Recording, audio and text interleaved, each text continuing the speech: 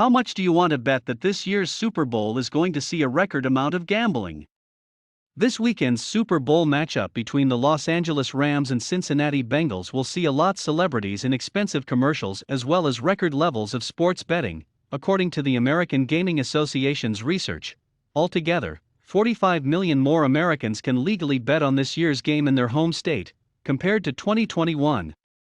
According to the AGA's research, 31.4 million American adults plan to bet a combined $7.61 billion. That's 18% of the entire audience of Super Bowl viewers, which, barring something completely unheard of, will be the biggest television event of the year, with ratings averaging above 100 million viewers.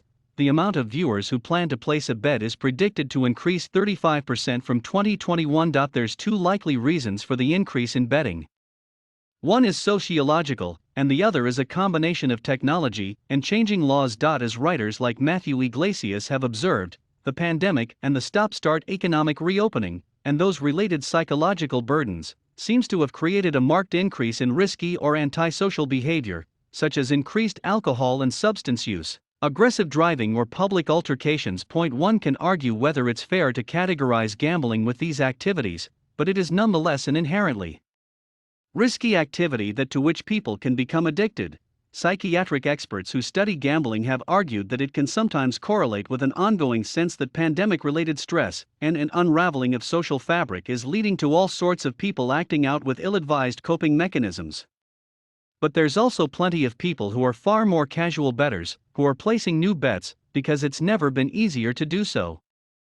And it also might be the first time they've legally been allowed to wager. In May 2018, the Professional and Amateur Sports Protection Act of 1992 was declared unconstitutional by the Supreme Court of the United States, effectively dismantling the federal ban on sports betting.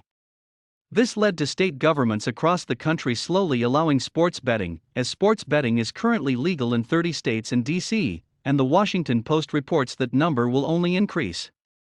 Florida continues to iron out legal wrinkles. Efforts by lawmakers in Georgia, North Carolina and Massachusetts are expected to heat up, the paper reports.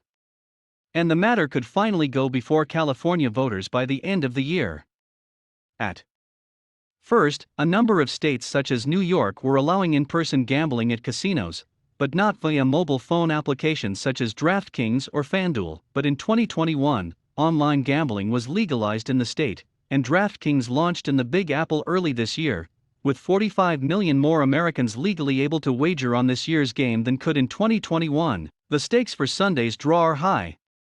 As a result, the American Gaming Association thinks all bets are off for how big it will get this weekend, but it has some predictions. If you like to gamble, but still like a safe bet, the major betting establishments favor the Bengals by a factor of 4.